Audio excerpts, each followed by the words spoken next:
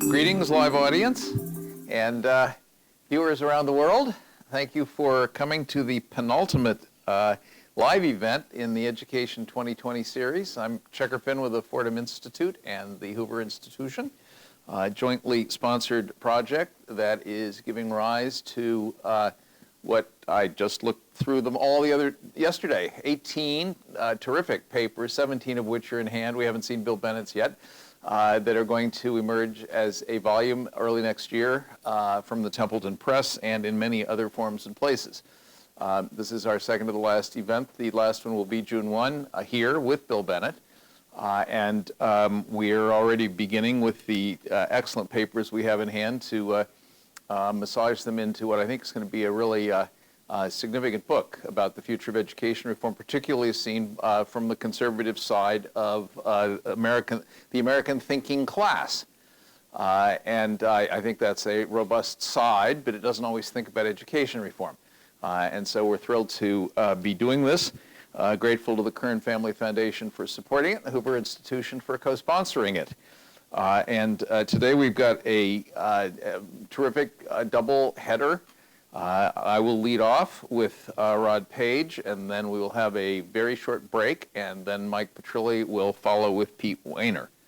Rod Paige, as you can read, but as you almost certainly already knew, is one of the most distinguished living American educators, not only a great superintendent of schools in a pioneering district, but Secretary of Education under Bush 43, a friend and mentor to many of us, including several people in the room, and a member of the Fordham Board, in which role he's been a huge contributor to the work that we do.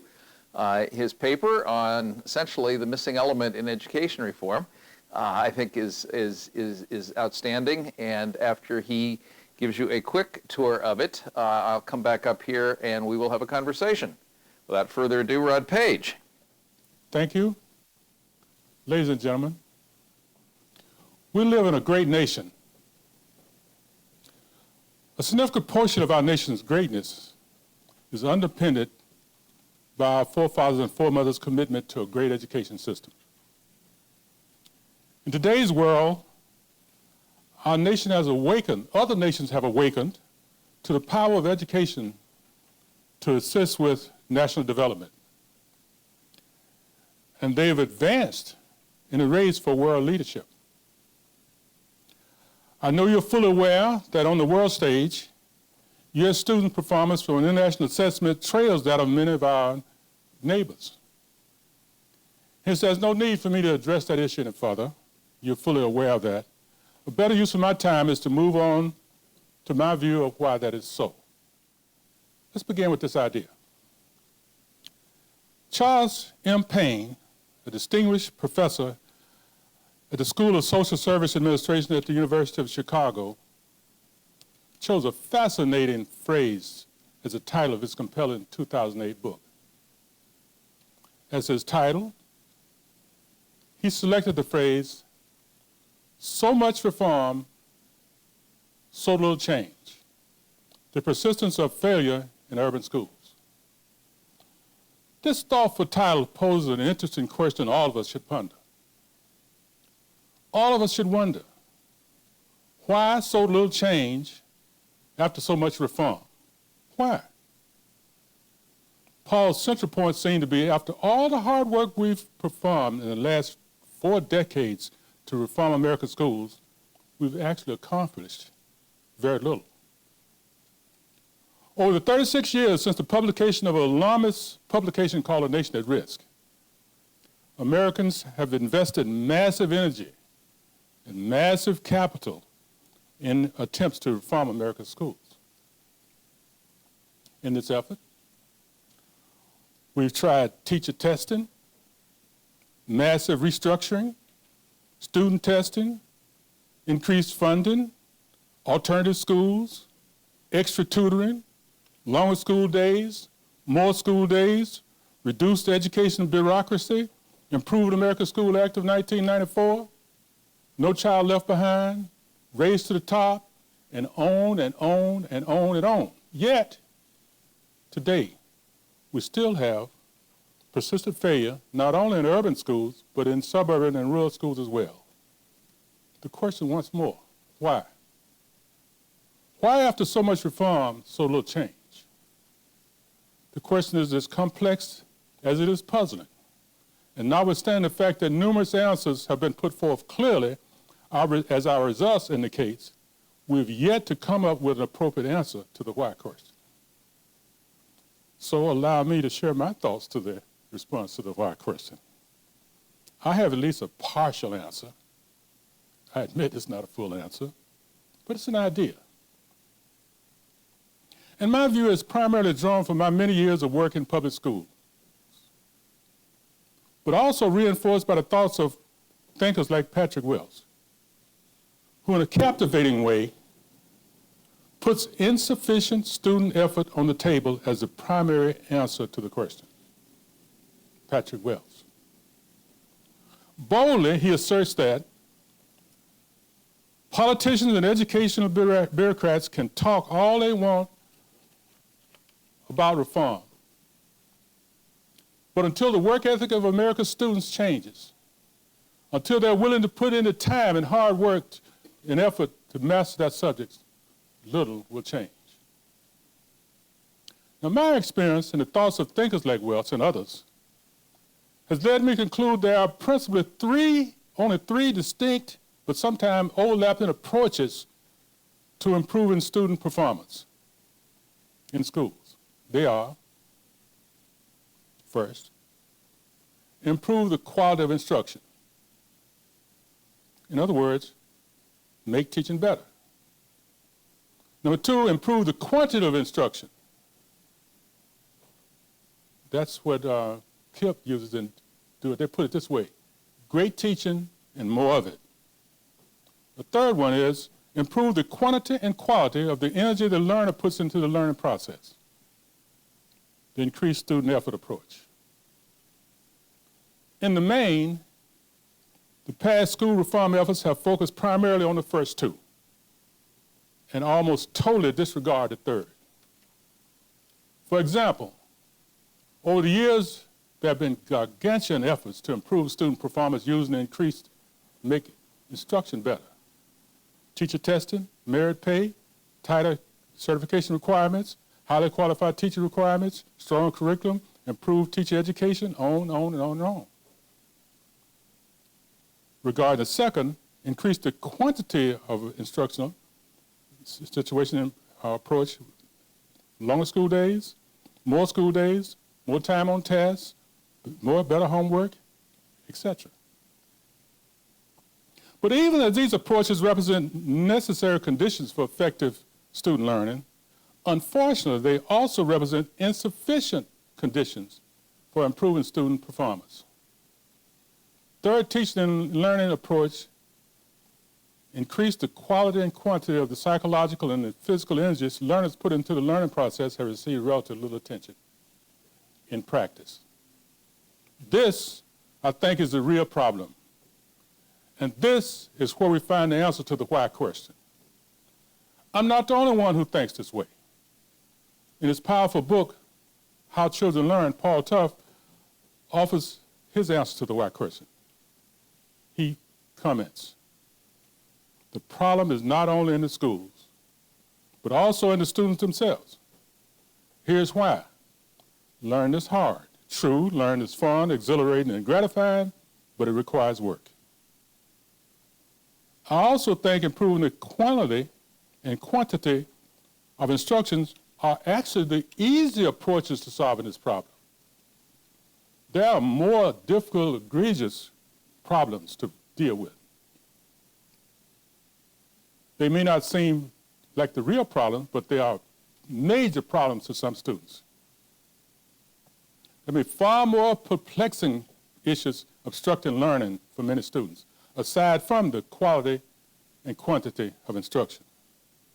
Lack of motivation would be an idea. Lack of confidence in themselves is a problem. A belief that the future is controlled by others is a problem. or simply the belief that there are easier ways to succeed in life other than go through all the hard work required to be successful in school. And there are more. Of course, there are other reasons. But in my view, the most compelling reason why our massive efforts to improve student performance in our schools has reduced such little change is that we've spent, as leaders, insufficient time to motivate students to put forth the required level of psychological and physical energy is required for learning. This situation suggests that the real question we must answer if we are to substantially increase student performance in schools is, why have students exerted such little effort in their learning? Why aren't they trying harder? These are complex and puzzling questions for which there are undoubtedly many answers. But notwithstanding the fact that the problem involves students and their efforts, don't forget, this is also an adult problem. It's an adult problem because it's an adult responsibility to help students understand the importance of education. It's an adult responsibility to help students understand the relationship between effort and achievement. Students who have been taught these lessons usually succeed in school. The problem is too many students, and maybe as many as 2/3 of those enrolled in school, have not been taught these lessons and have not had the opportunity to learn this elsewhere. Such students are products of homes and communities where education is not highly valued, and where there's little encouragement for the traits and behaviors associated with school success. This leaves schools with the option of either providing these lessons for their students or to allow the massive student disengagement in school learning to continue unabated. So what can we do? Neil Postman offers some promising solutions to the lack of student effort problem.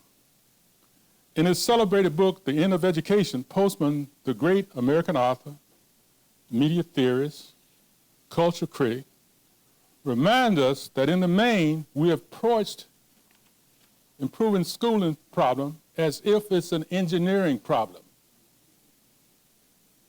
Engineering problems, Postman maintained, are essentially technical problems. Technical problems concerning how something operates. Solving engineering problems involves addressing the issues of where, when, and how things operate. Postman's point is that although where, when, and how problems in education, issues in education, deserve some attention, they're not the most important problem, however, is that we have paid too little attention to the why question. Specifically, he claims, and this is a quote from his book, for schools to make sense, the young, their parents, and teachers must have a God to serve. Or even better, several gods to serve.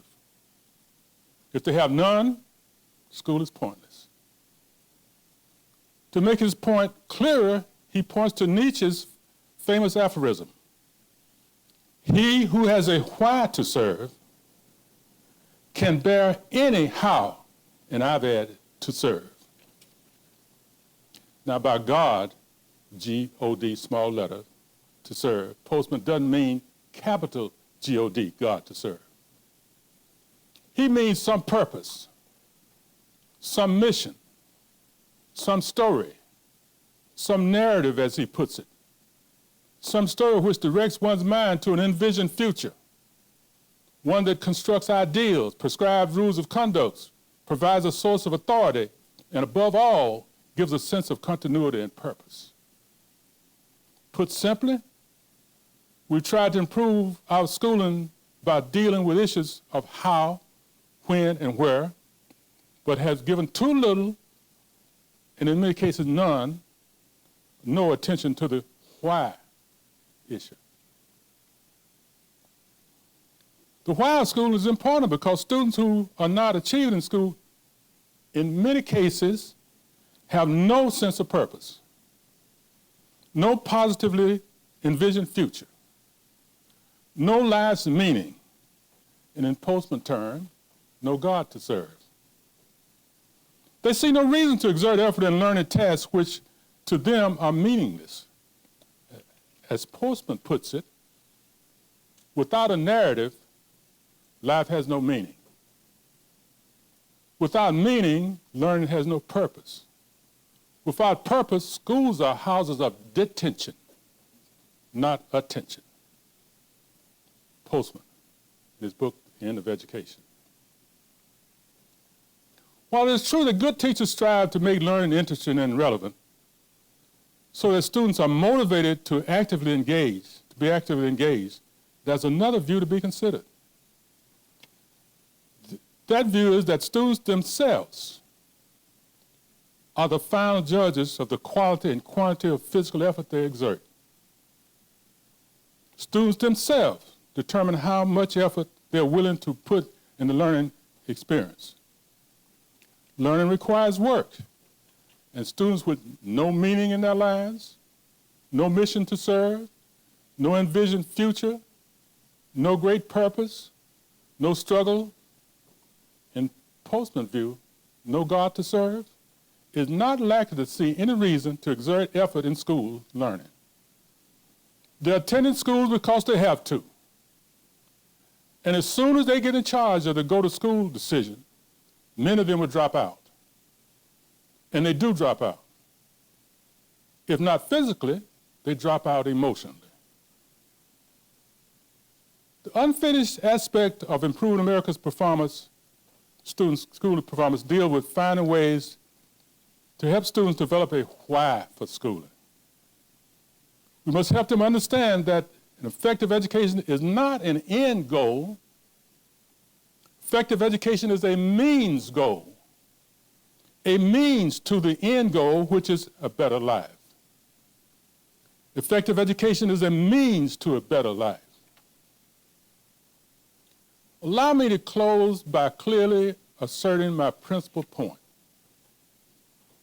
In my view, the most destructive factor underpinning America's underperformance is not biological or innate. It is not financial insufficiencies. And also it is not pedagogical shortcoming. These matters are important and deserve our attention and must be managed and handled. But as impediments to student academic achievement, they rank far behind the most harmful barrier in retarding school student performance, which is insufficient student effort. And insufficient student effort is a product of low student academic motivation. Substantial student academic performance improvement will not be achieved until we find a way to motivate students to try harder. Thank you. First of all, I've been watching Pete Wehner nod, and I think we're going to end up with greater convergence in this afternoon's two conversations than I thought ahead of time. That was fantastic, and your passion came through loud and clear on this issue, and is well warranted. But and incidentally, we had another wonderful paper in this series by Bill Damon, the Stanford education professor, about the importance of purpose in students' lives as part of both character development and as part of motivation, actually. So there's a little bit of a chorus beginning to form within this set of papers. You're certainly clear that our reform efforts haven't paid enough attention to student effort. I concede, I agree. But I think we got to ask ourselves and ask you, why do you think that is? Is it because it's so much easier to tackle an engineering problem than a motivational problem? Is it because we've talked about school reform rather than education reform? Is it because it's hard to think of a federal program to do student effort? It's easy to fiddle with the inputs and the processes and stuff. But what's your thinking about why this neglect for all these 30 plus years? Well, I haven't really come up with a final answer, but there are a lot of different areas to look at. For example, education culture in America loads learning responsibility on the teacher. The students didn't learn. The teacher didn't teach well. That's an idea we need to examine. and see are there some issues that we can deal with. Fear of blaming the victim is a force here that sometimes retards efforts to put in strenuous activities required for good learning. Also, there's an idea somewhere that we need to examine that ability outshines effort. If you got ability, then you have to put up much effort. If you don't do well, it's not because you didn't put up effort, it's because you didn't have ability. That's an issue that we got to deal with. But the most perplexing issue, I think, is that education policy has become politicalized. I experienced that as a superintendent and watch issues now. It's very difficult sometimes to come up with effective education policy that deals with issues like this, because there are powerful thoughts that object to what you're trying to accomplish, and sometimes the political side of it wins. So this isn't a one-answer issue. It's a very complex issue that many of our international neighbors are not confronted with. And so it makes their job considerably different from what we've got to do. But I'm not sure that this education performance is a national priority. I see literature saying it's a national priority. I hear speeches talking about it's a national priority. But that conflicts with my view when I look at attendance that are voting for school board elections in the teens, electing people who are going to guide the school board, the school district, going to hire the superintendent, going to approve the curriculum, going to hire the teachers, going to assign the leadership of the schools, and then the voting roll turns out in the teens. So I don't know where to pick out any of these issues to find out which one is the most destructive, but all of these are issues that great thinkers across America need to look at and figure it out for us. Well, we're counting on you to be one of them. Why are we such slow learners about this problem? The Paine book that you quote and cite is 11 years old. It's not as if this point didn't get made, that the efforts weren't working, and yet we've passed 6 or 8 more federal laws and umpteen state reforms since then. And why are we slow learners as American policymakers? What?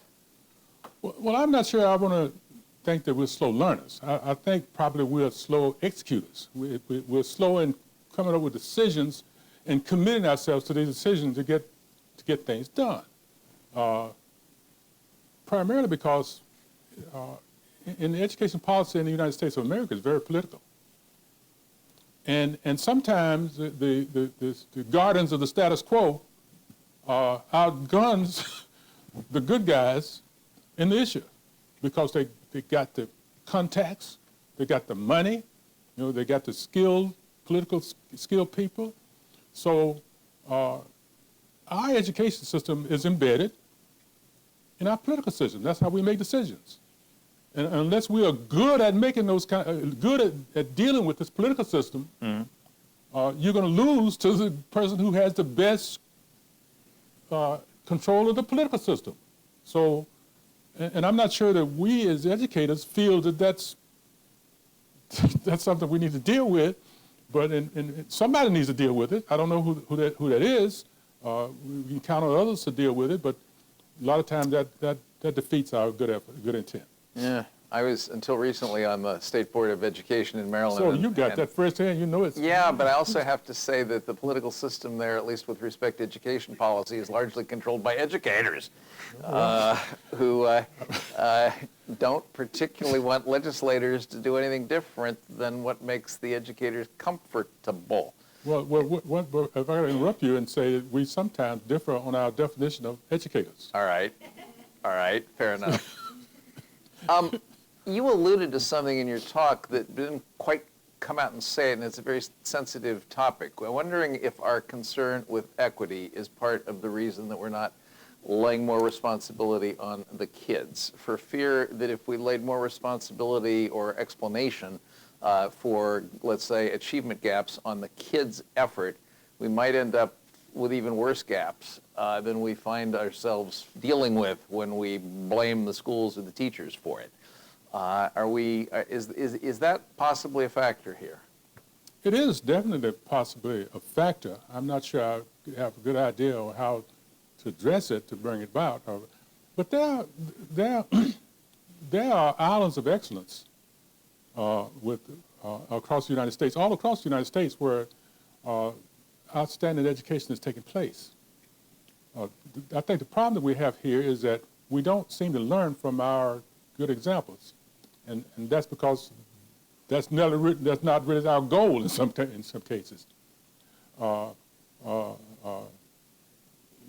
are many. I've visited some just unbelievably excellent schools where kids are just sprinting In all sorts of communities. In all sorts of communities. Yeah. And by the way, I don't necessarily mean in high economic livelihood communities. I mean, Right. I'm talking about there are many examples of schools with low-income kids who are doing really well. Yes, so indeed. The idea of the examples that we can use to teach from and to learn from are plentiful, but I don't think take full examples of that.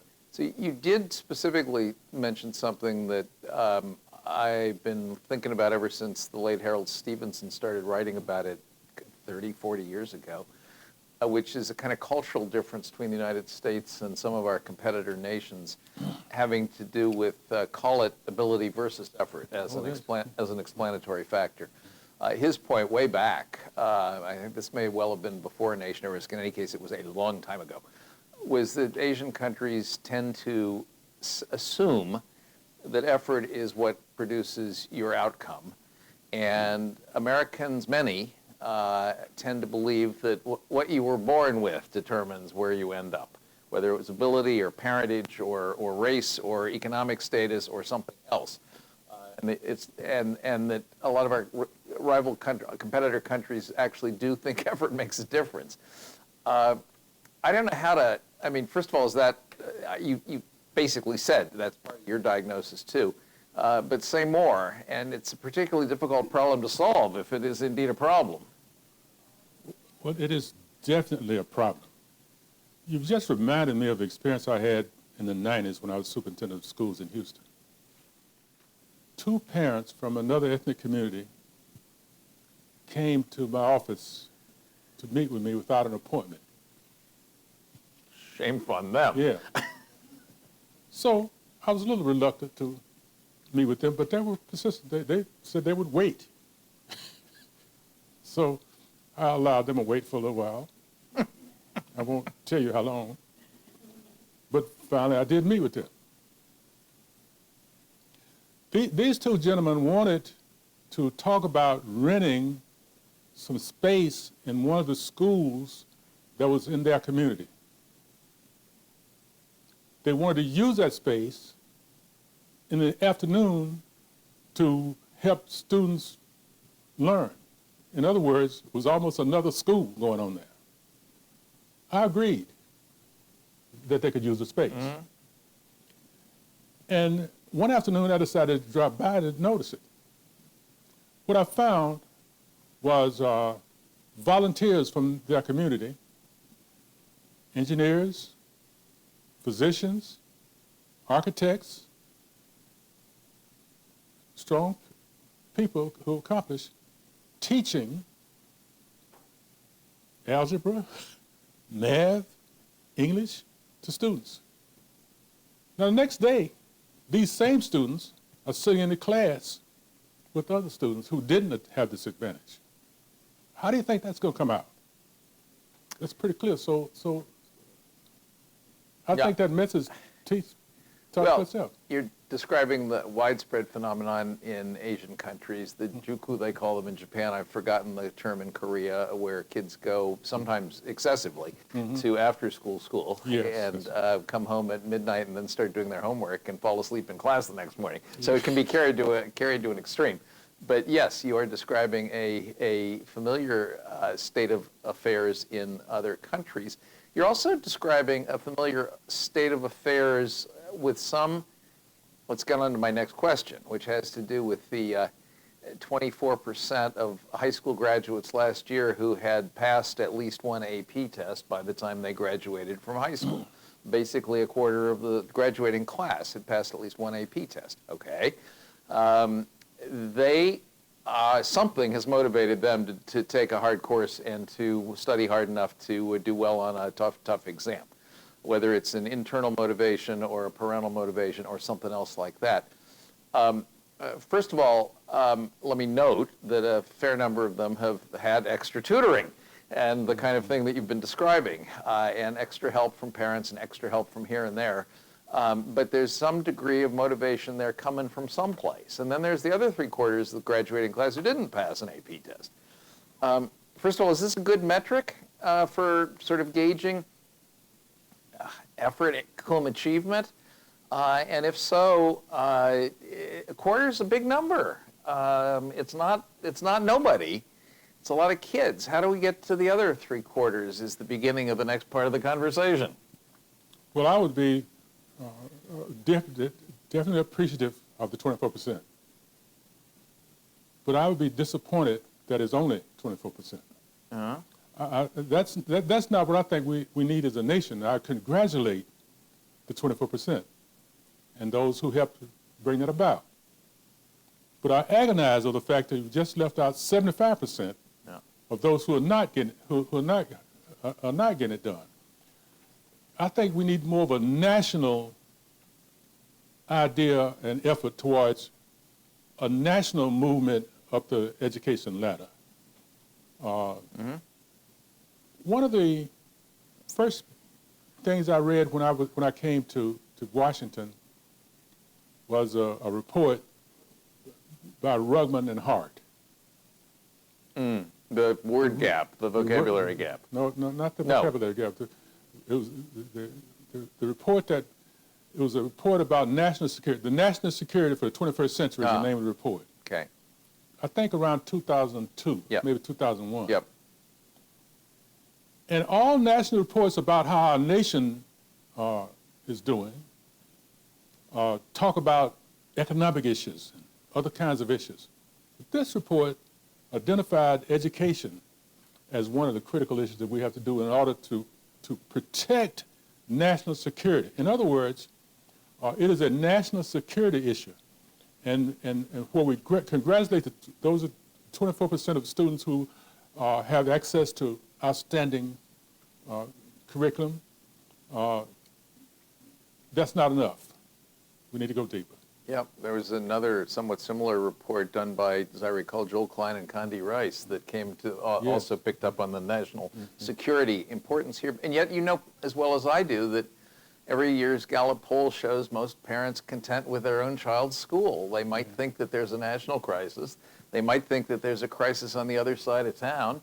They might think that there's a crisis for somebody else's kids in somebody else's school, but they don't seem to bring it home to their own, even the parents I'm talking about now, not the educators.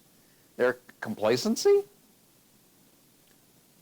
Well, it's difficult. I'm not sure I'd use the term complacency, but if I could find another term that would not quite be as hard as that, but the concept is, I think it's right, and I think it's not just parents; it's a national issue because we can't be left with the view that schooling and excellent education is an issue just for parents and children who have access to education. It's a much broader issue. It's not just for them, it's for our society. So even if you have no children in school, you have a real need to have an effective education system. So let's get to the tough question of, so what do we do? This is, I mean, if most kids are insufficiently self-motivated to achieve as well as they could, it seems to me there are two broad directions that could change that. One is to do something that will build internal motivation, whether it's for greater success in life, greater wealth, greater prosperity, something purpose in life, God to worship with a small g. The other is external, call it negative consequences if you don't work hard. You don't get promoted to the next grade. You don't get to go to graduate. You don't get to go to college. Where do you come down on? Is it a mix that we need? Is it one or the other? How do you size up that choice? I think we have to have both. I know there are many who are reluctant to accept consequences that are sometimes deemed as strenuous, but I would remind them that behavior is a function of the consequences thereof. In other words, we do need some issue that would say this isn't the right behavior. And behavior sometimes points us towards repeating the kind and successful part, but we don't repeat the kind that is a little bit negative. So we need both sides of that. We definitely need both sides. So on the external consequence side, the ones that come to my mind are things like end of course exams that the state administers, graduation exams that you have to get pass to get a diploma. And yet the country's been drifting away from those. States have been cutting back on end of course exams. States have been cutting back on graduation, mandatory graduation tests. And I'll add that conservatives have been pushing as hard for reducing this testing burden, as they would call it, as liberals have been doing. What's to be done on the external motivation side? I would ask this question. If we look at the NAEP results, no, let's look at the OECD results. That gets worse. Yeah. Let's look at the nations that are leading. Do we find any of them going backwards with the accountability issue?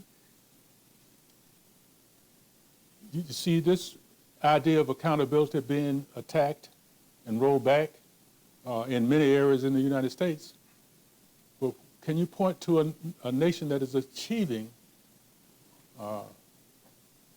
and get that same type of answer? Of course not. Though they tend, most countries, this is a huge generalization, anything like this is. Yeah, the countries tend not to have these sort of negative consequences like you don't get promoted. They rather have a kind of scarcity motivation. You can't get into university unless you get to a certain score on the national exam or something like that. They ration the success opportunities and motivate people that way. We tend to say open enrollment, college, yes. High school diploma, yes, everybody. We don't make things scarce. We make things universally available. Well, I won't take a position on which strategy would work best. I would only insist that there has to be some consequences that says this is not the best idea to have no accountability.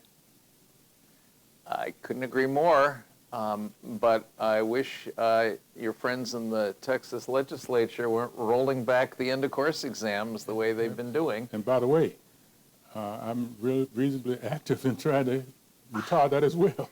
I know, but this is part of it's the national anti-testing thing. But the point I simply want to sort of lay on here is that this isn't just coming from the left. Yes. This is coming from our side too, as too much testing, too much state interference, too much this, too much that. And it may be too much. I won't argue with what is enough, but it has to be a part of a comprehensive system. So let's get to the question of school culture, which you talk about quite a lot in your paper. You didn't say a whole lot about it in your talk. You know the familiar Amanda Ripley book where she followed American high school students to 3 other countries and concluded that in all 3 countries, if memory serves, it was Finland, Poland, and Korea, I think. They go to high school to learn and get ahead. And in America, they go to high school for sports and fun, social life. And that's, I don't know if that's the school's culture or just the adolescent culture in America or both, but it seemed to me to be a profoundly important kind of comparative statement if our kids aren't going to high school to learn, but are going for fun and activities. Is there anything, I mean, how do you tackle that? Well, I hear two divided issues in your comment. Okay. First of all, I don't necessarily associate these non-scholarly activities as non-scholarly. For example, had it not been for football, I wouldn't be sitting here. Fair point. I attended college on a football scholarship. Both of my parents helped with a lot of the expenses. But a lot of the things that I've learned, I learned from that kind of experience. So I think that a lot of the non-academic but extracurricular activities are very important to cultural development and for academic development for students. I've just read a couple of studies on how students who were in rigorous band activities achieved higher than students who were not involved. So I think that it's not the activity, it's the issues that are associated with the goals of the activities. Thank you both for these great comments. Thank you, Secretary Paige. So I want to pick up on that. New book out by Jal Mehta and Sarah Fine about where they go in search of deeper learning in American high schools, and mostly don't find it, at least in traditional academic courses, with a few exceptions. But where they do find it is in the extracurriculars. It's in the electives. It's in the stuff that is supposed to be sort of on the side. And they write a lot about how, you know, what can we do to try to bring this into the academic core. But they make the point that in the extracurriculars, like sports, theater, they talk a lot about, you have students putting a whole lot of effort in. I mean, really, they are, you know, this is where there is energy and effort and diligence and deeper learning. And that is in part because these things are real. You know, they're going to put on a play and people are going to actually see it and they want it to be good. Or they're going to go play a football game and they want to win. And so they put in that effort. And how can we make that same intrinsic motivation work within the schools? Now, some people in the personalized learning world say, well, the way you do that is you give kids more choices. You know, you know, the problem is we're making kids all take a civics class and they don't care about civics. And so if instead we let them study what they want to study, maybe they'd be more intrinsically motivated and we'd see more effort. Do you want to go to civics class or sex ed? Yeah, so, right. So I guess first of all, I want to put that question out there. I mean, is part of the problem that we're sort of making high school kids learn stuff that they may not be interested in, or is that just something we got to do? I mean, part of this is you got to eat your broccoli, and you know that's just part of the deal. I'm kind of at a puzzle on how to put sides to come down on that, because I see a need for both, and I believe there's a core set of ideas and issues that everybody should learn. I'm concerned that civics is not required strongly in many places. I think that has a lot to do with our national well-being. So that should be a divide here. Students should have an opportunity to be deeper in these ideas and courses that they are very interested in. But there also are some requirements that should be there that being a United States citizen requires you to do, to learn. So I would just hope that some scholarly people would take a good look at that and come up with a decision. I don't have a specific answer to that, but understand that both are required. And then just one more idea, and then I'll give up the mic, is, you know, you say very well that there's a lot of kids in high school who just don't want to be there. They're forced to be there. So what if we gave them a way out? And we said, and actually Checker was on a commission in Maryland that proposed something like this. It says, look, let's say at the end of 10th grade, you pass a series of exams, there's the exams again, but in the core academic subjects, in civics, you know, in what the public wants young people to know. You pass those exams, and then if you do well, you get to move on to do something you might really want to do, like a high-quality career and technical education program where you're spending a bunch of time at a workplace, maybe even getting paid to do so, working with adults and learning a skill. And you get sprung from all the stuff that you don't, you know, but you have to demonstrate that you have the academic skills, first of all, that the public wants you to have, and that you're going to need to have to succeed in those kinds of high-quality programs. I mean, can we start to create some positive incentives for young people where they say, look, if I do the work and I learn this math that I don't really care about, but I need to know, I get some personal benefit out of it. Absolutely. I think, matter of fact, I would come down on the side where some good, thoughtful people would come up with systems that would take advantage of that very idea. That may be the solution to a lot of the situations where kids are there. They don't find anything that interests them. They feel forced to do things that they find irrelevant. But there's another side of it, too. And that's some of the things that they may not see as important now. It may be because they have not had adequate explanation about it. They have not been experienced with it. So that we have to find a way to deal with that side of it as well. Some people, many educators, would say that if the school were more attentive to, dare I say, social-emotional learning and more attentive to pedagogies that involve things like group projects and other things which are more like a football team, actually, a little bit more like collaborative work, things where other people are depending on you, things where you have to work with other people, stuff like that, that this will tend to motivate kids to want to do better and learn more.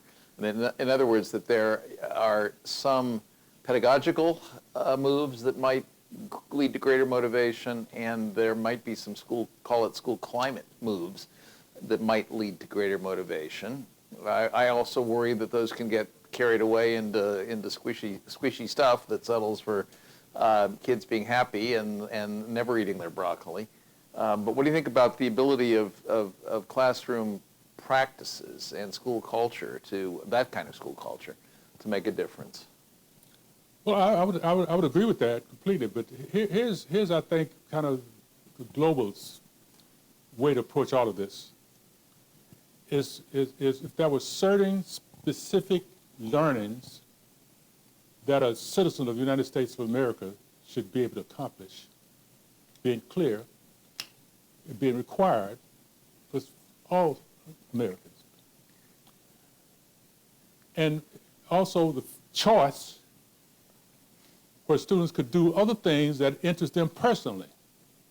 So both. Both. Yeah.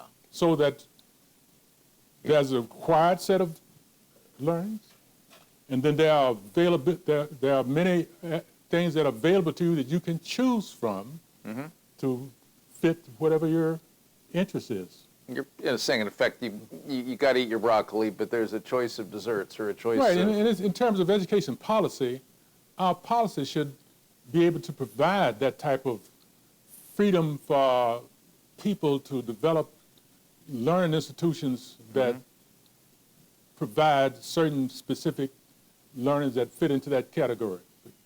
There should be wider choice. And certain part of the education system is required, certain part of it is... And we do know, I mean, I'm all with you on the choice issue, partly because we know that people get more enthusiastic about something that they've chosen for themselves. Absolutely. I don't get nearly as enthusiastic about the rental car that Avis chose for me as I do about the one I'm going to buy or rent for myself, where I get to sit in this one and try it out, and sit in that one and see if my friend fits in the back seat and stuff like that. Okay, we've got time for a few more people here to inquire or comment. There's one person over on the side there. Say who you are. Hi, I'm Emily. I'm with the Progressive Policy Institute, and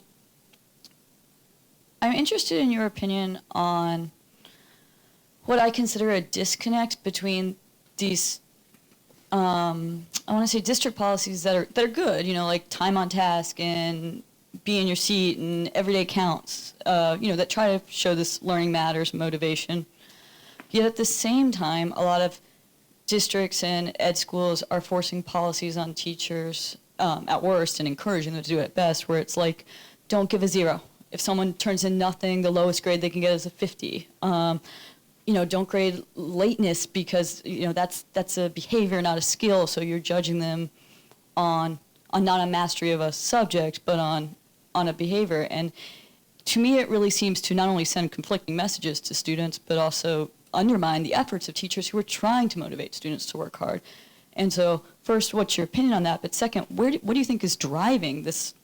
What to me seems a massive movement across districts to embrace these kind of policies. I'm really not sure what's driving it, but I'm as disturbed about that kind of idea as you've just expressed. And I read about it in the literature and in the news media and agonize over it. It sometimes may be coming from people who want to do children good, but I think they're so misguided because there are certain things that are required and should be. So I don't know if I can give you a specific answer on that, except that I want you to know and the world to know that I believe that much of this kind of idea of softening the avenues is doing a destructive issue for us as a nation. Well, if we don't want to give anybody bad news, if we want to give everybody at least a B+, and if we don't want to ding anybody for missing out on on being absent, let's say, then we're clearly diminishing motivation to succeed rather than building it up. And I certainly sense a fair amount of that going on, as she does, as you do, in American Education Day, which is another way of saying we may be worsening the problem that you came here to talk about. On that cheery note, who else has something they... yes, sir. Who are you? My name is Andy Williams. I'm from Boyle Public... Oh, thank you. You're from? Boyle Public Affairs. Thank you. I was fascinated by your talk and agree with it entirely, and we've had a similar problem in the UK of trying to rebuild a culture of high expectations after a long period of prizes for all. Motivation is a part and parcel of how you define success. And do you think, certainly here in the West, we've narrowed our definition of success? And partly that means being obsessed about getting kids into university and relegating vocational education to a sort of booby prize that you get if you weren't good enough to get into higher education. If you look, for example, at a high-performing jurisdiction like Germany, they have a very strong, very rigorous vocational pathway. I'm not sure I completely understand your issue, but I really do understand the last part of the sentence the last sentence you made, especially the situation in Germany about vocational issues. I think that we've kind of made a transition from vocational issues not being respected to vocational issues being respected now. For example, I read an article somewhere, and I may not have this exactly right, but it said that there's much technology in an advanced automobile now as there was in the vehicle that was sent to the moon some time ago. So we can't really just disregard respect for the vocational skills and the vocational ideas, because they're really important, not only for national development, but for also ideas. Brief commercial. Fordham came out with a pretty interesting paper on CTE about 10 days ago, and AEI has come out with another very good one today. And for those interested in both the trajectory that you were talking about and that you were talking about in the UK, I think it's well worth looking at the data that these two studies have unearthed about who's taking what, how that's changed over time, whether it aligns with real-world incentives like jobs and things like that. We have time for one more, if there is another burning question in the crowd.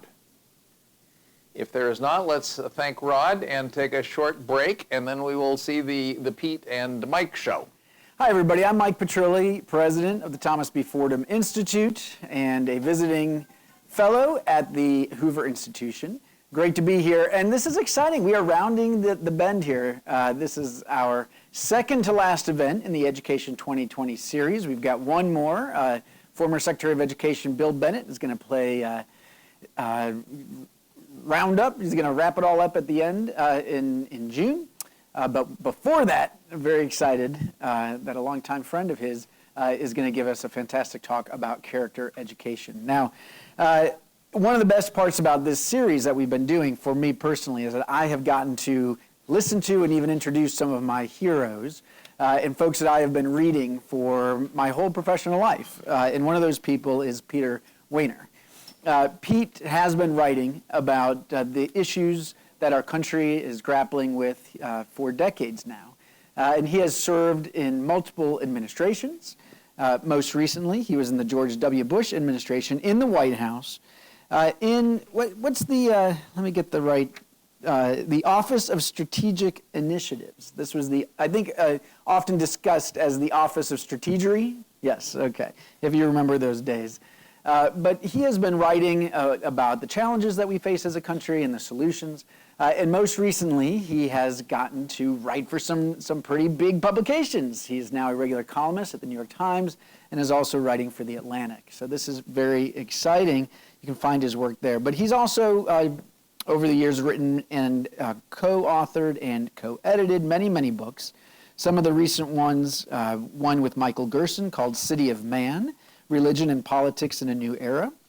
Wealth and Justice, The Morality of Democratic Capitalism, co-authored with Arthur Brooks, who was just here recently. And he's got a new book coming out from HarperCollins, The Death of Politics, How to Heal Our Frayed Republic After Trump, which is coming out in June. So a fantastic thinker, writer, busy guy, somebody who, again, has seen politics at the very highest levels. And he has written a fantastic essay for us on character education. Not so much the how, but the why. And we look forward to hearing from him today. So please join me in welcoming Pete Wehner. Thank you very much, Mike, for that kind introduction. Secretary Paige, great to see you. Thanks for your service to the country, former colleague in the Bush administration. Checker Finn, former colleague in the Reagan administration years ago, to the Fordham Institute and the Hoover Institution for hosting this event and this whole series of events. I'd like to begin with a story from a long time ago in a galaxy far, far away. The year was 1987, which is when I began working as a speechwriter for then Secretary of Education William Bennett. Checker will recall that Bill's agenda consisted of the 3 C's, content, choice, and character.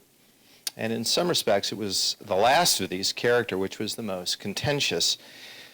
Bill argued with conviction and passion that it was the role of schools not only to shape the intellect, but also the character of the young, to, in his words, help them develop reliable standards of right and wrong to help guide them through life.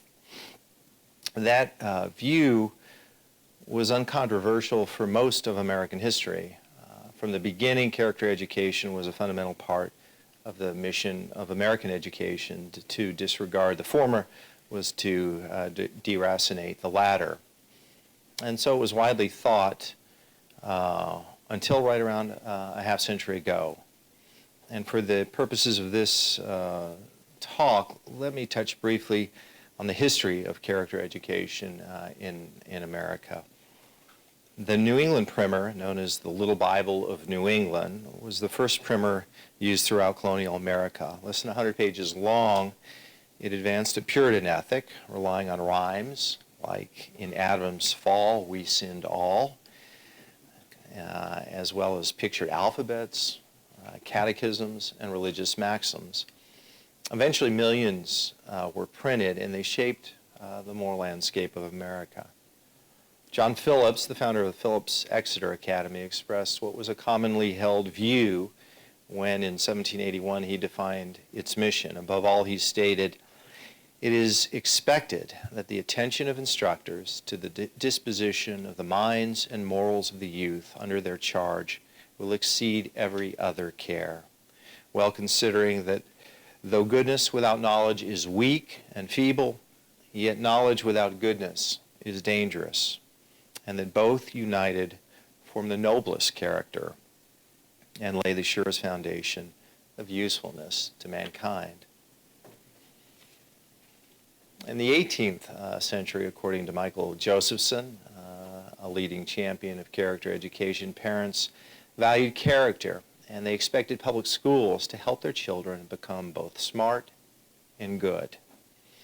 Educators embraced this responsibility gladly. According to Josephson, there was no effort to separate the teaching of knowledge from the teaching of virtue. In the 19th century, the common school, the forerunner of the public schools that was designed by the education reformer Horace Mann, saw the moral instruction of students as one of its central purposes. And there were differences over how exactly that should be done. For example, whether to include the Bible as part of the curriculum, whether or not specific denominational indoctrination should occur, and whether there was too much focus on Protestant-centered morality. But it was nevertheless assumed that an emphasis on inculcating moral habits was a strong component of education. Indeed, the common schools came into being in part as a response to threats of social fragmentation and moral and social decay. In his landmark 1818 report on of the commissioners for the University of Virginia, Thomas Jefferson described the purposes of education, which included improving one's morals and faculties. It spoke about instructing the masses of our citizens in these their rights, interests, and duties as men and citizens, and cultivating their morals and instilling into them the precepts of virtue and order. And it articulated the aim of education, to form them to habits of reflection and correct action, rendering them examples of virtue to others and of happiness within themselves. For much of the 20th century, the importance of character education was still more or less a given, despite a variety of philosophical movements like logical positivism that challenged the view that our public institutions, including schools, should instill ethical standards and moral principles. But the latter half of the last century was something of an inflection point, for it was then that the so-called values clarification and cognitive moral development movements began to take hold. At the heart of the values clarification was the belief that morality was subjective rather than objective, that neutrality on moral questions was the proper stance, and that the goal of education was not to instill traditional virtues, but to help students clarify their own values and create their own value system. The focus was on moral autonomy at the expense of moral authority. On questions of ethics, teachers became facilitators more than they became instructors.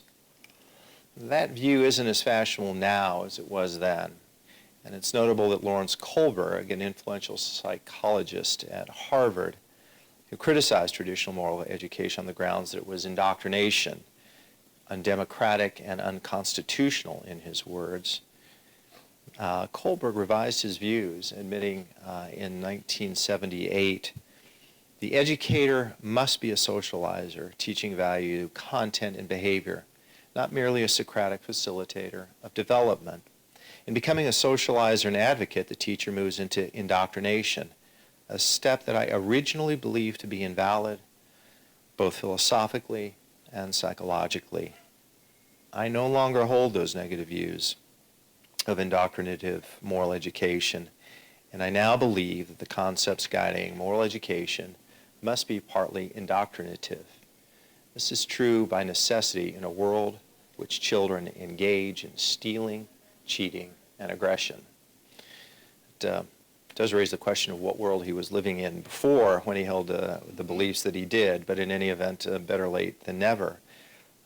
Nevertheless, the damage was done, and the widespread consensus that schools should engage in moral education was fractured. Since then, there's been something of renewed interest in character education. The result of character education programs are somewhat mixed, with some studies reporting success, while others have found that for the most part they don't produce any improvements in student behavior or academic performance. As one might expect, much of the success of moral formation in schools depends on the quality of the curriculum and training, how effective the implementation is, whether there's assessment and accountability, whether models and mentors play a prominent role, and how much buy-in there is not only from students and school leadership, but from parents in the wider community. And here I want to commend a recent book by the University of Virginia's Institute for the Advanced Study in Culture titled The Content of Their Character, Inquiries into the Varieties of Moral Formation, which explores how American high schools directly and indirectly inculcate moral values in students. In order to do this, researchers visited a national sample of schools in each of 10 sectors: urban public, rural public, charter, evangelical Protestant, Catholic, Jewish, Islamic, prestige independent, alternative pedagogy, and homeschools. The results, quote, point to a new model for understanding the moral and formation of children and to new ways to prepare young people for responsibility and citizenship in a complex world, unquote. Now, I don't believe the issue of character education is a simple one. certainly in our increasingly diverse, multi-ethnic, pluralistic nation. To be sure, some people, including within the education establishment, don't think that schools should pay much attention at all to cultivating the moral life of their students. But that's hardly a majority opinion. The more common concerns are these. Whose values do we teach? What might respect for authority, when might respect for authority undermine individualism and justice? And how do we teach them? For example, what role, if any, should religious teachings play in moral education? There's also pressure that teachers feel to focus on academic standards, leaving little time and energy to focus on character education, as well as the understandable fear educators have of being drawn into contentious social and political debates. Teachers also tell me that increasingly parents take the side of their children when schools attempt to hold them accountable for misconduct. Enforcing discipline in the classroom has never been harder. In addition, people are shaped by an array of factors, including family of origin, non-school social settings, genetics, and the biomedical roots of human behavior. How character is shaped is a complex matter then, and too often too much responsibility is placed on schools when it comes to the formation of character. Character education programs, if they're done well, can do some good for some number of students, but even that good can be washed away by neglect, by abuse, by peer groups, and by heredity. In general, parents have a greater moral influence on their children than schools, and yet we know that children of responsible and attentive parents can go astray. But neither do I believe that character education is a hopeless undertaking, something beyond our reach and our wit. For the remainder of my remarks, then, I want to focus not on how we should go about the teaching of character education, but really on the prior question, which is why moral education matters, because I'm not sure that we're as clear on that as we should be. A good friend of mine recently told me that even the language of character sounds like a dead language, like one is speaking Latin. Now, one compelling argument for instilling character in the young is that it's essential for academic achievement. It's impossible to teach or to learn in a setting where students are rude and disciplined and in charge. If self-control doesn't exist in a classroom, chaos will prevail, and chaos is the enemy of intellectual excellence. Self-control, the mastery over one's passions, impulses, and desires, is a basic virtue and not a particularly natural one. It needs to be taught. We know that self-discipline is among the most important traits when it comes to student success, and that's particularly true for the iPhone generation, when the temptations to distract are greater than ever, and schools that are disorderly and characterized by disruption will fail. According to the neuroscience researchers Sandra Amat and Sam Wong, who co-authored Welcome to Your Child's Brain, childhood self-control is twice as important as intelligence in predicting academic achievement. But there's much more to character development than its academic utility. Character is essential to a fulfilled life and ordered liberty, something the ancient Greeks and the American founders both understood. For Aristotle, true happiness is found in living well, in attaining excellence in character and exhibiting virtue. Those are the highest goods, he believed, and the only way to achieve inner harmony. This was consistent with the view of Socrates, who believed that those who are not virtuous cannot be happy. When we give it even a moment's thought, most everyone agrees that good character, qualities like courage, compassion, empathy, kindness, honesty, respect for others, trustworthiness, loyalty, fidelity, friendship, fair-mindedness, honor, perseverance, and self-control are integral to a good life. Those who embody these virtues never regret having done so. The ultimate joys are moral joys, David Brooks wrote in his marvelous book, The Road to Character. This understanding of things can't be proven like a mathematical equation, and I suppose people who are fundamentally corrupt and malicious can claim that they possess inner harmony and are at peace with themselves and the world. I just don't believe them. And I rather doubt that they believe themselves. The reason, I would say, is teleological.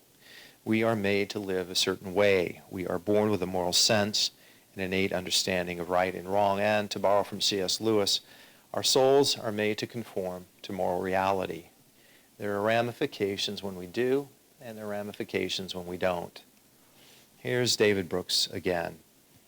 Occasionally, even today, you come across certain people who seem to possess an impressive inner cohesion. They're not leading fragmented, scattershot lives.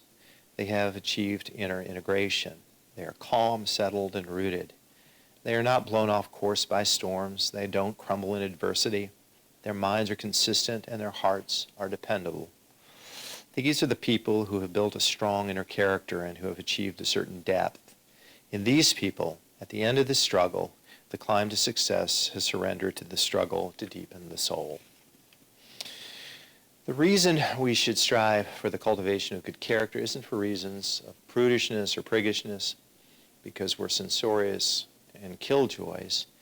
It's rather because good character leads to human flourishing, because there is not only honor to be found in living a moral life, but joy too. Yet even that is not the whole story. In a free society like the United States, where external constraints on how we live our lives are limited, internal constraints are all the more necessary.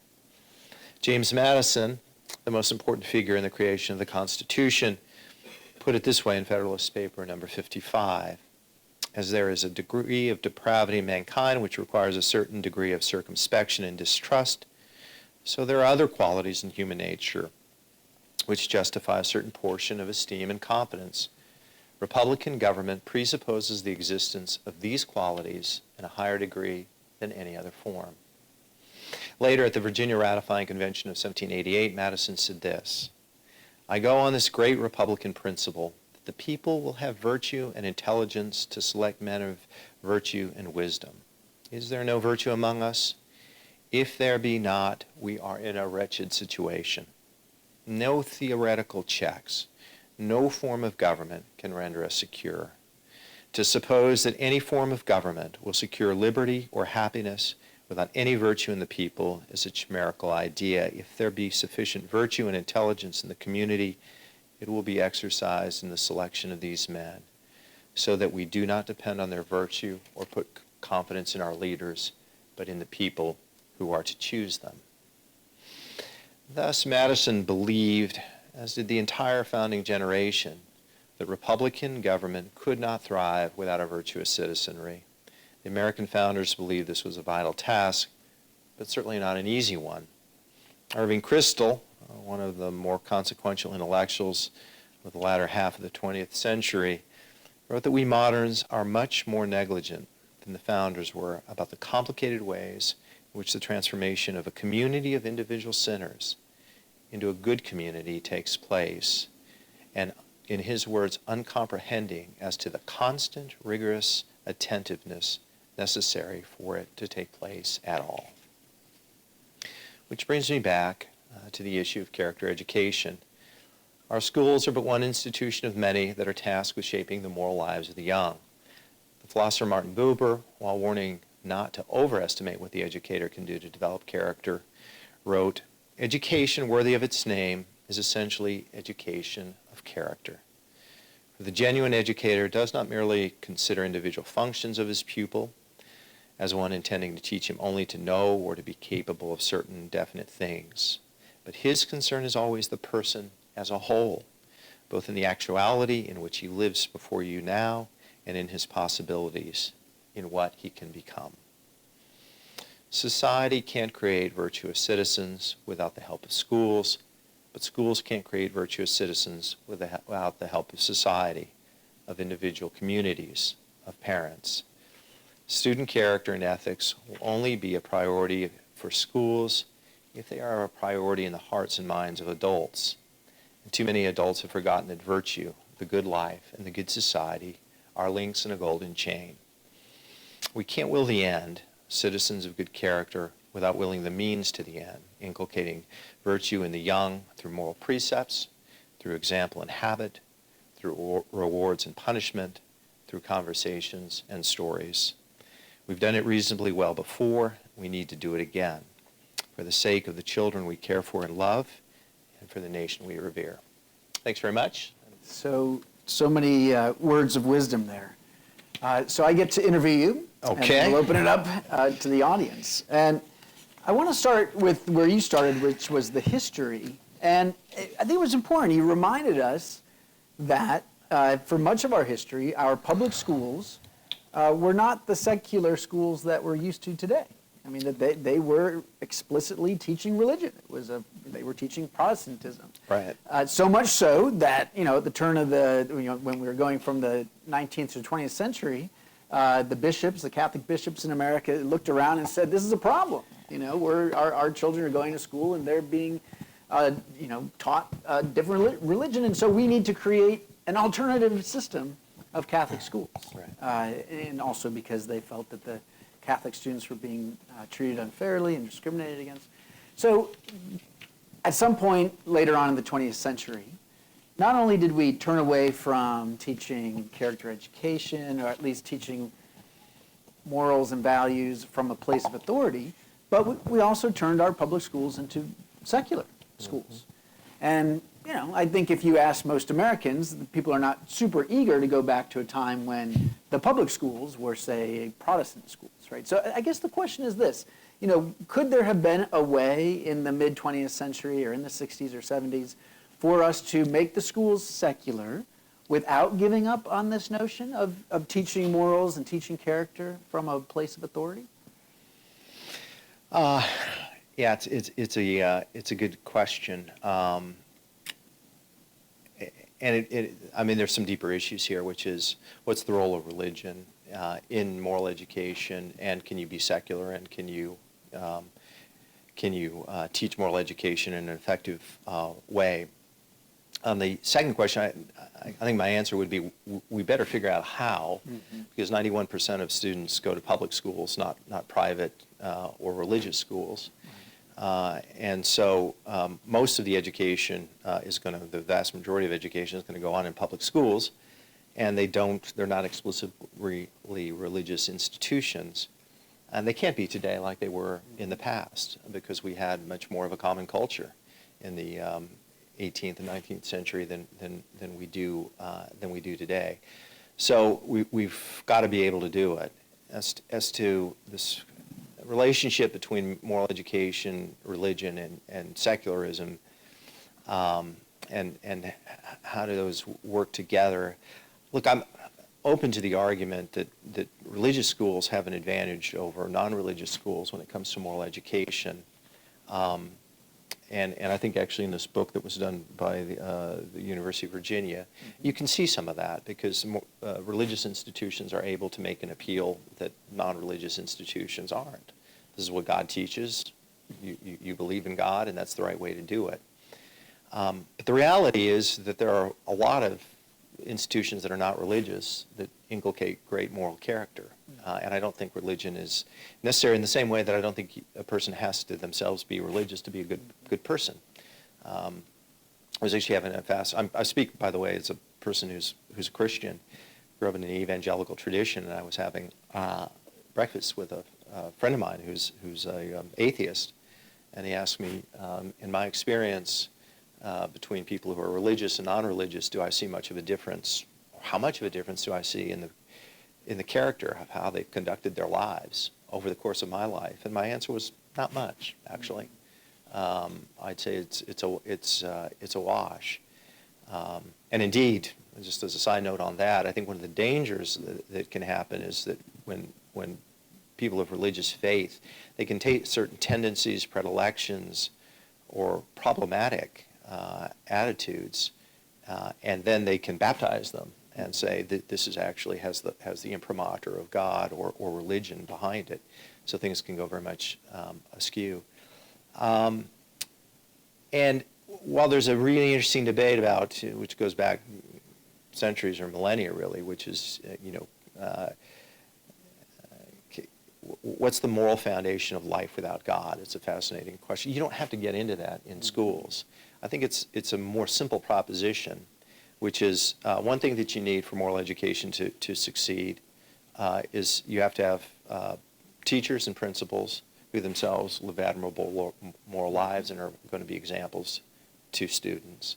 A second thing that you need are rules, rules that make sense, that are against bullying, and you've got to be there on time, and you've got to, you can't talk in class, and you have to be able to to enforce them.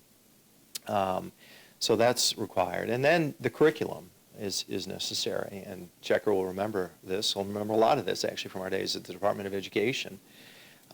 But there are so many great stories in the history of literature and in political documents that you can teach all sorts of virtues. And it doesn't have to be from the Bible. You can be. I mean, if you want to talk about friendship, Jonathan and David, or Ruth's loyalty to Naomi, or the Good Samaritan story, I don't think that there's any problem in those. But there are stories from Shakespeare and the Greeks. I mean, you can go on and on and on. And Bill Bennett actually turned this into a very successful series of books, the Book of Virtue and the Moral Compass. So you need the curriculum, you need the rules, you need the adults, the teachers, and the principals to both enforce morality and to embody morality. And I think that one will be fine. Last thing I'll say is one of the best things that we did during Bill's tenure at the Department of Education, in my judgment, was we put out a whole series of books called What Works. And there's a line in philosophy which is you can prove the possible by the actual. And there are actually lots of schools out there, religious and non-religious, that do a really good job at moral education. And the question is, find out where they are, why do they work, and how can you scale them up. And it's going to be different for different parts of the country. Let's think out loud a little bit about some of these things that you just mentioned. And I know it's not fair. You know, we've had a lot of people come who make it say, I'm not the education expert. You know, I'm a public intellectual. And so, you know, we kept trying to get Jonah Goldberg, tell us which history curriculum we should teach. You know, that wasn't quite fair. But let me ask you about this. You make this incredibly important point, and yet I feel like we gloss over it. The adults in the buildings and how they live their lives and the model they set, right? I mean, we always know, we know as parents, right? We got to practice what we preach, right? Because that's what the kids are paying attention to. Yep. My sons can call out hypocrisy very quickly. Right. And so I can, you know, give them a great lecture on whatever, but what they're really watching is how do I live my life?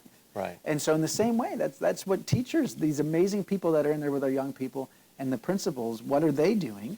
How do they respond to issues in schools? How do they respond to kids being bullies? How do they respond to kids being disruptive, or to kids being in pain or having, right?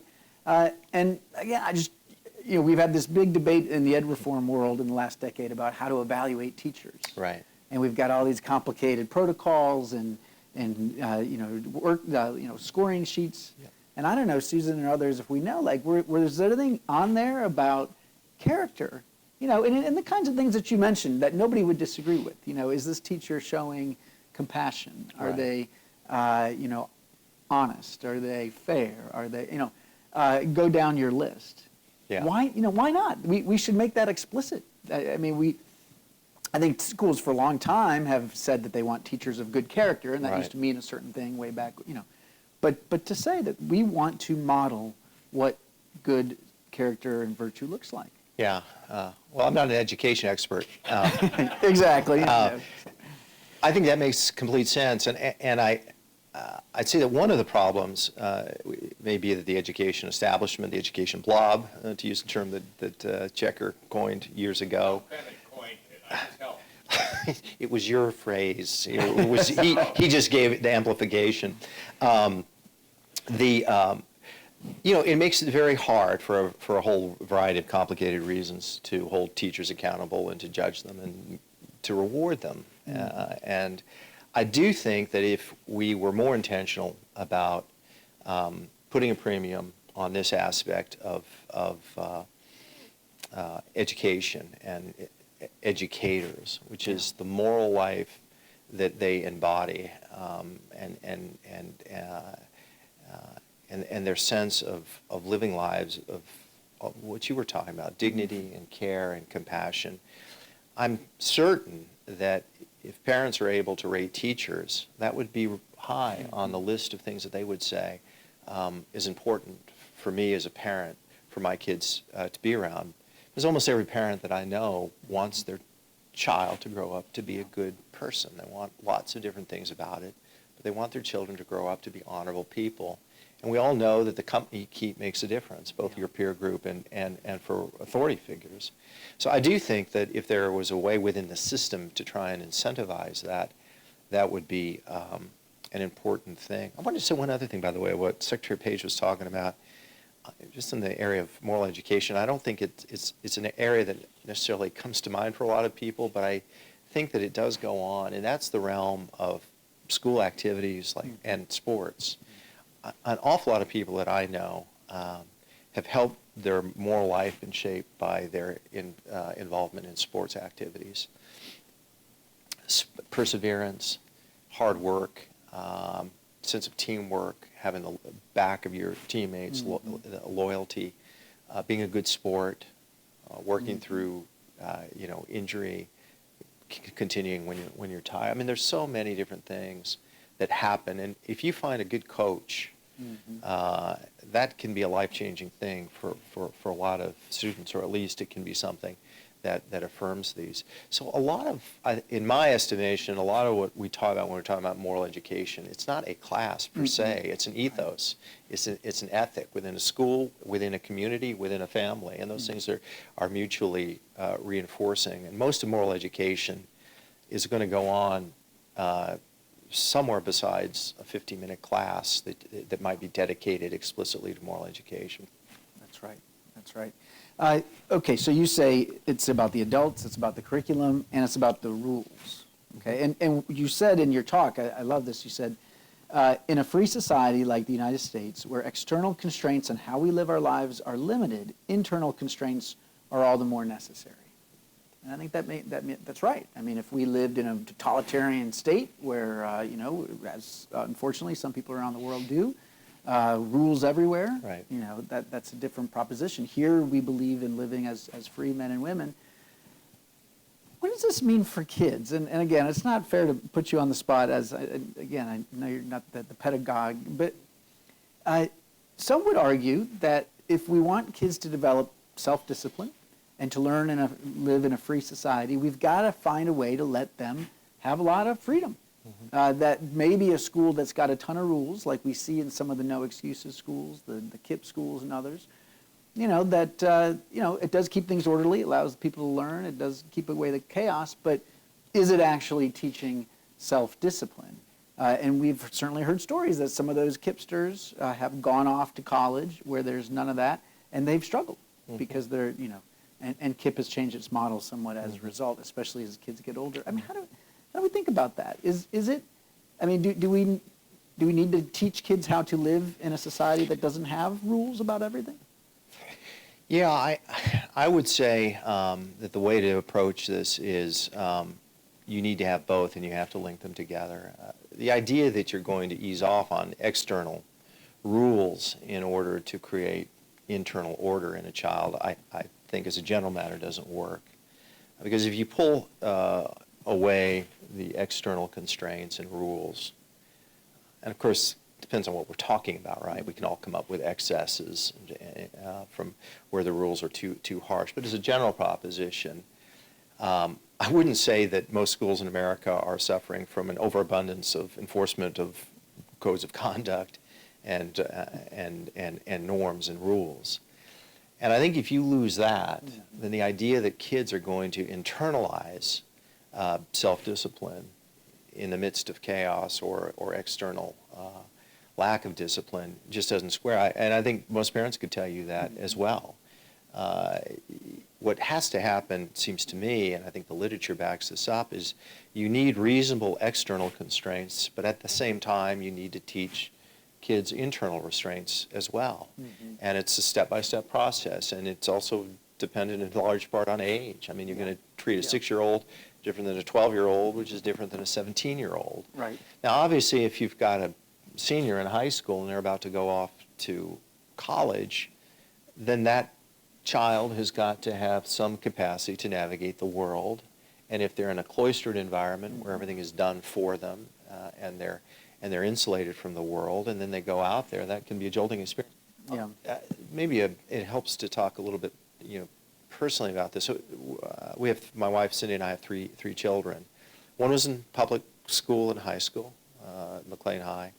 Another was homeschooled at her request from 7th grade on. It's a homeschooling co-op, and the third one is at a Christian school. So we've had all of them, and so the homeschooling world and community probably and including in the 10 that were named here, there's a tendency, I would say, for those to be maybe most, at least in the perception of a lot of people, most insulated from the word, most cloistered. But my daughter is tremendously self-disciplined, and she went off to college, and it hasn't, in that aspect, it hasn't been difficult at all for her, because she was able to routinize herself. She was a self-starter. We didn't really have to oversee it. And the reality is, I'd love to take credit for that, but that's largely how she is as a human being. My own experience and what I've seen among other parents is that when kids turn out well, we talk about how important parenting is. And when kids go astray, we talk about how important genetics and biology and the limits that parents have over our children. So I just think you need to be careful, and schools and parents need to be prudential in their judgments. I'll say one thing which is somewhat countercultural, but we don't allow our son to have an iPhone until he's 17. But it was very helpful. We had when we had a lunch with my daughter, my youngest son, and Cindy and I, and when Christine said, one of the biggest favors you did for me was to keep me from having an iPhone until I was 17.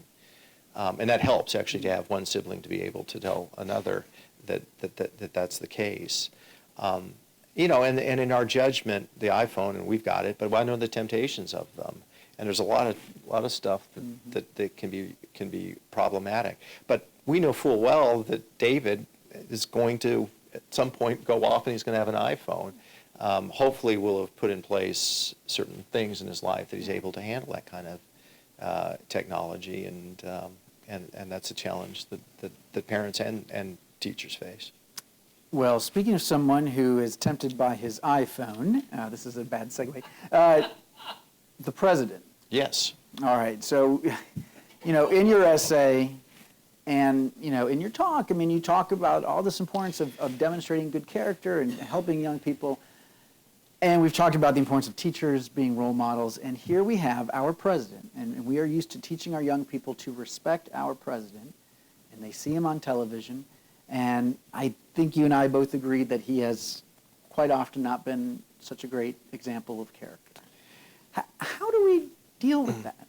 How do we, if at all, should schools deal with that? And let's imagine that this is just a moment in time, but this is how our politics are going to go. There's going to be another Donald Trump out there sometime soon, demonstrating not great character. Well, I don't know.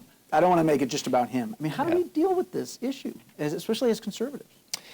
Yeah, it's. I think we should deal with it honestly.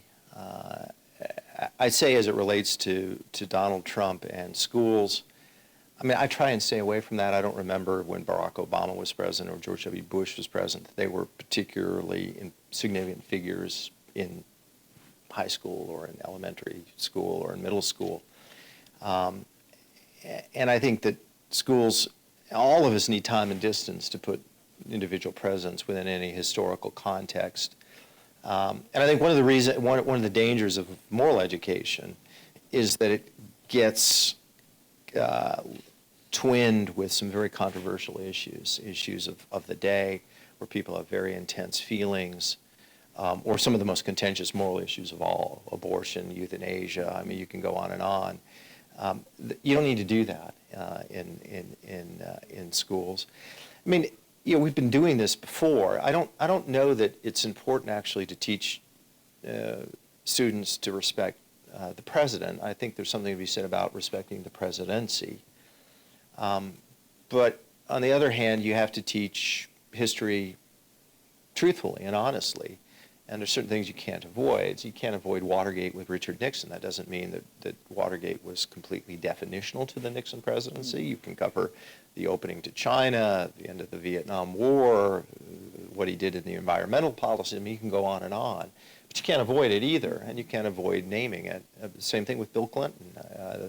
The Lewinsky scandal was not the sum total of his presidency, but it was an important part. Impeachment happened, and you can't ignore that. You know, Donald Trump is a problem, and I guarantee if he were a Democrat, a lot of Republicans would think he's a problem. But it's the nature of partisan tribal politics that now that Donald Trump is in office and he's a Republican, that all of a sudden character doesn't matter. It used to count, used to matter, as I recall a few years ago, but suddenly he's now given a pass. That's a problem. But that's not a problem that schools need to deal with.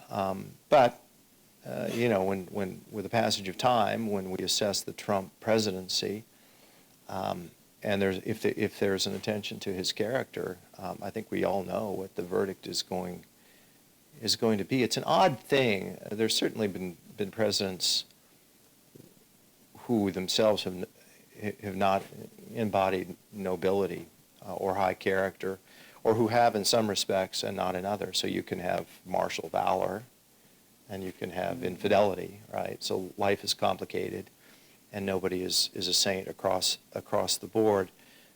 Since you brought up his name, the thing that's interesting about Donald Trump, in my estimation, is that it's going to be very, very hard to find some aspect anywhere in his character that is something you can point to as admirable and something that is worth following. That doesn't mean that people shouldn't vote for him because of his policies. Doesn't mean that he hasn't done anything good as a president. People can debate that.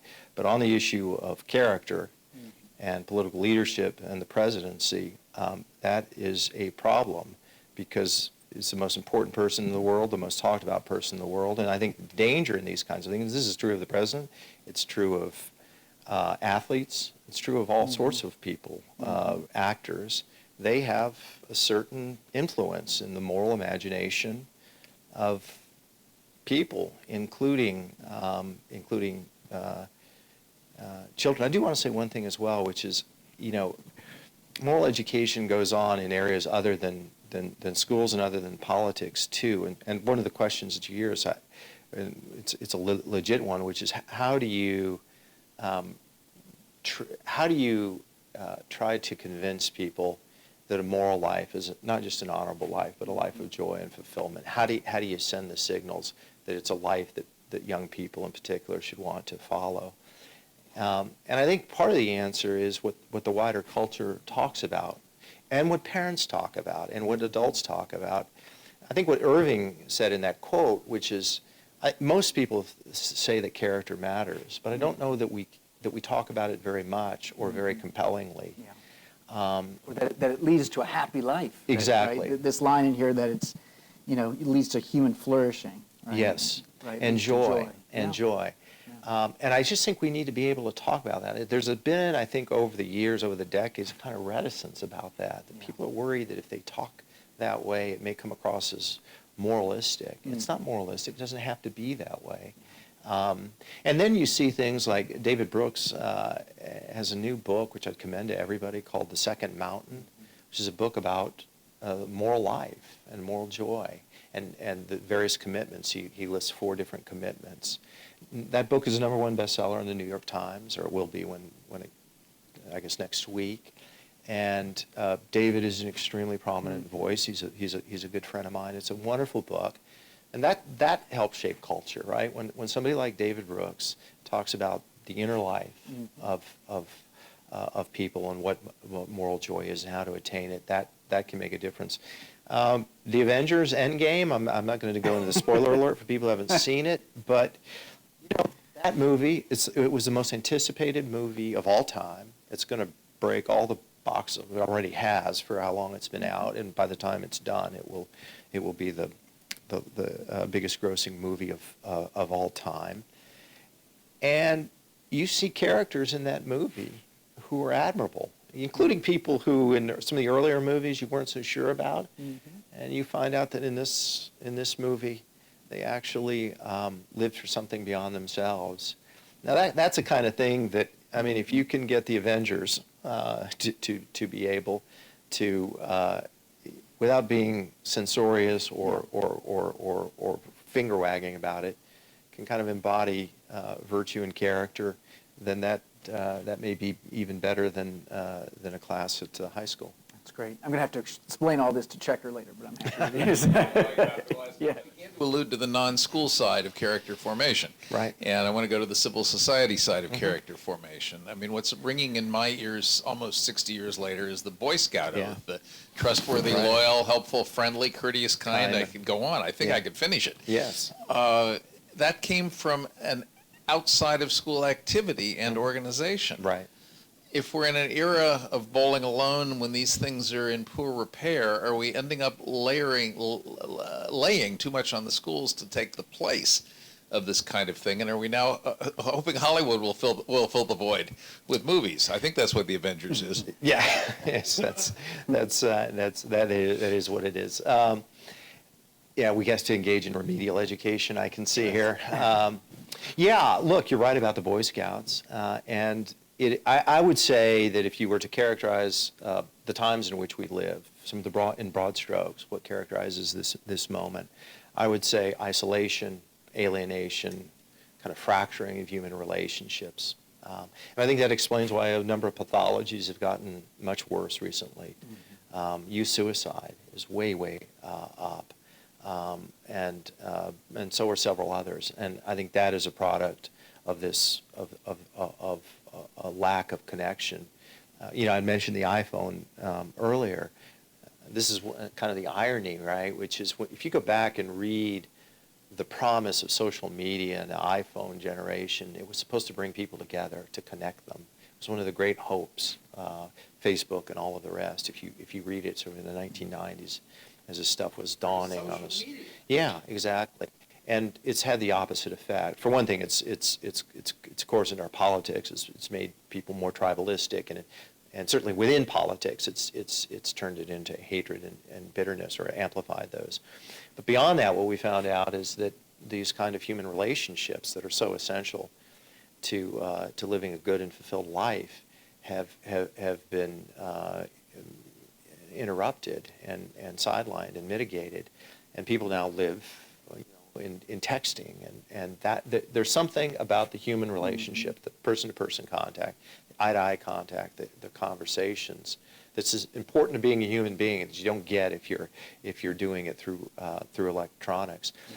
And yeah, if you lose these institutions, the Boy Scouts and all of these other ones that you can go through civil association, you lose a huge amount. And I agree with you, Jack. I mean, we've both been critical of the establishments and the schools, and they're not performing like they should.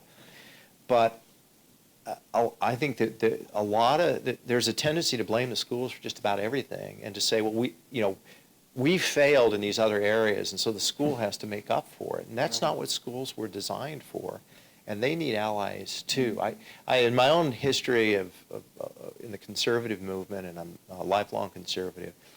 And again, I say this because I think there's certainly reasons to be critical of the education establishment and so forth.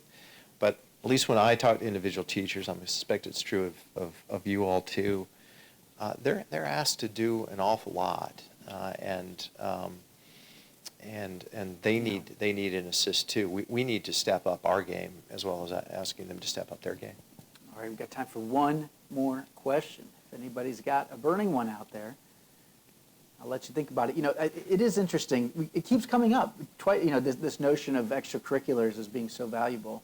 And it strikes me, they are the little platoons of our education system. I mean, in many high schools in this country, we do have a very lively civil society that's flourishing. I've always wondered the history of why is it that we wait till high school, and we don't have the same tradition of having the public pay for activities like that when kids are at middle school and certainly elementary school. Yeah. And maybe we should. Again, put more on the schools, or maybe we should fund it some other way. But fourth grade marching band. I'm serious. They're ready for it. All right, we do have a question right over here, though. Good. Yeah, I'll always go. So I know that this kind of relates to the before conversation about discipline. You said there's no harder time to teach than today because We don't necessarily ask students to respect their teachers before they start demanding respect in return and trying to teach that's an equation. My former students knew there was no teeth in the if you cheat or plagiarize, there will be consequences until you do it 10 times. So all those policies aside, what I'm curious about is in the actual content. To me, and this could be my own bias because I was an English teacher, full disclosure, the humanities presents this amazing opportunity for character development. Right. But at the same time, a large portion of society, I think it started with higher ed and now it's trickling down to high school, has told us that these are soft subjects. They're not important. They're not STEM. They're not going to get you a job. You shouldn't put forth your best effort in English because you'll get an A if you don't even try, whereas math, you really need to focus. And I'm wondering if you think this is having an effect on character and moral development. Yeah, it's a great question. In some ways, you're pushing on an open door because I'm somebody who's, I guess, history and disposition is toward the humanities. And I agree with you. I mean, I just think that the humanities, rightly taught, rightly understood, is so important, or can be such an auxiliary, such an ally in moral development, because great books and great stories reach people. I was, talking earlier about sort of the moral imagination, and that's how you shape it. How do you reach the hearts and minds of people? Because that ultimately is what you have to win over. Living a good life is not easy.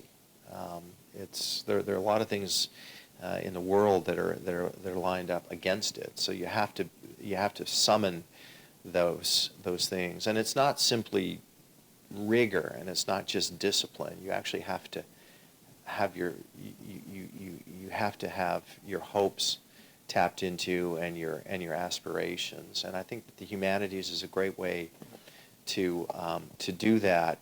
I mean, I imagine it's complicated because those hard subjects, STEM and all of the rest, are essential too, and we've seen erosion there.